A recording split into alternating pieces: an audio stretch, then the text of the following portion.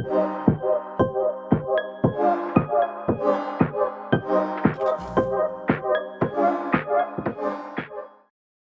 guys, in this lesson we are going to learn some of the formulas. So here there is a formula tab. Under formula tab you can see there are some of the options under function library. These are the functional libraries. We have also autosums. Under autosums these are the descriptive statistics. We can have like sum, average, count, numbers and many more are also there, we can see. And also this is recently used formula, and this is also financial formulas, this is logical formula and so on. These are there, and we can also directly type formula here. So this is a data set that we are going to use, and we are going to calculate the total sales and profit margin. That means profit that we are going to calculate. Okay. So what we can do, so these are the items like toys, furniture, electronics, daily items and grooming items, and this is the that sales amount for the month of January, and this is also this is the sales in rupees for the month of January. This is February and this is March against these products. Okay, we can calculate total sales and this. So there are multiple ways that we can calculate this. One way is that we can directly like calculate. And let one thing that we must remember, when we write formula in Excel, it must start with equal to. Okay. So one way that we can do, like we can uh, have like we can calculate 100. We can type also next. Then we can also 600. We can also write. Then plus. Then we can have also like 300. This is also one way. But what happens? We have a long list. Okay, like we have to perform like 100, 200, 300, 1000. That's uh, total sales we have to do, and this will manually doing it will be very tough.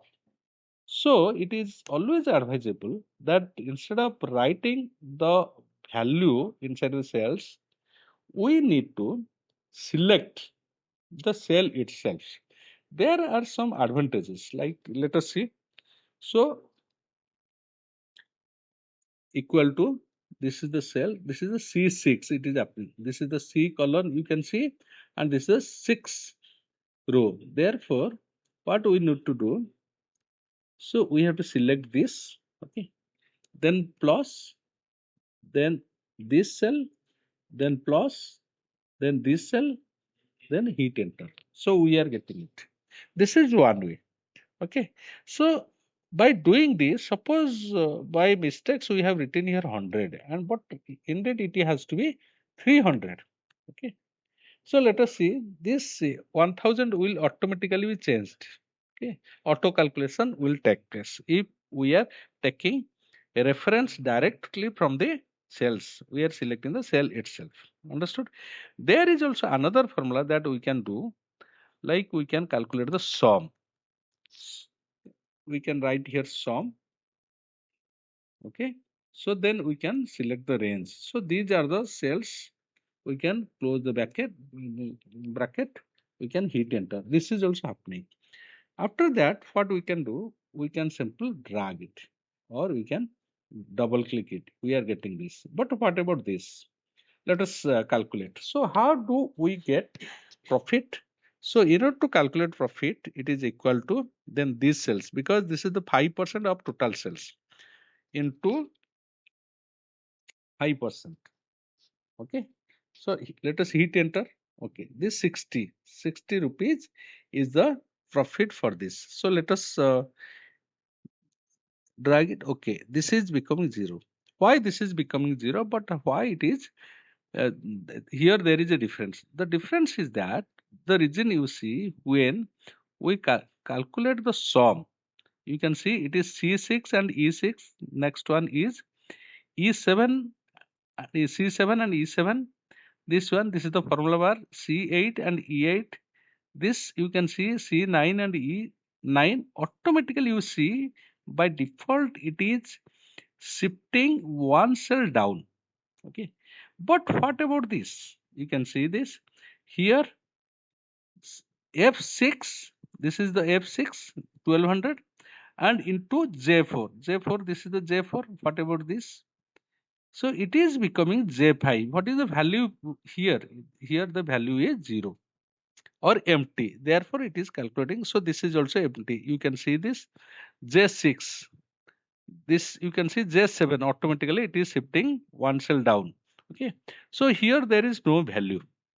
Okay. Therefore, here the 0 is coming. So what I need to do? I want that this cell should come down in the calculations. This should at the time of calculation one cell down it should come, but I want this 5% to remain fixed. So how to do it? So let us do. So this is how we can do. So this is the J4. This one is highlighted. You can see this is J4 and this is F6. Okay, J4 and F6. So what I do in the middle J4, I can put a dollar sign. So dollar sign, then I can hit enter. Now it is 60. Let us.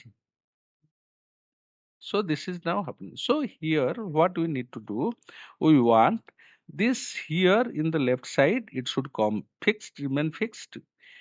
It should move one cell down, but here at the right sides, we want to keep, we should keep the cell fixed. So what is the learning? That when we want to calculate using certain formula and we want to keep a particular value fixed in that cell in the formula bar. So in the formula itself, we have to use the dollar sign. Okay. Thank you very much. That's for the lesson. See you in the next one.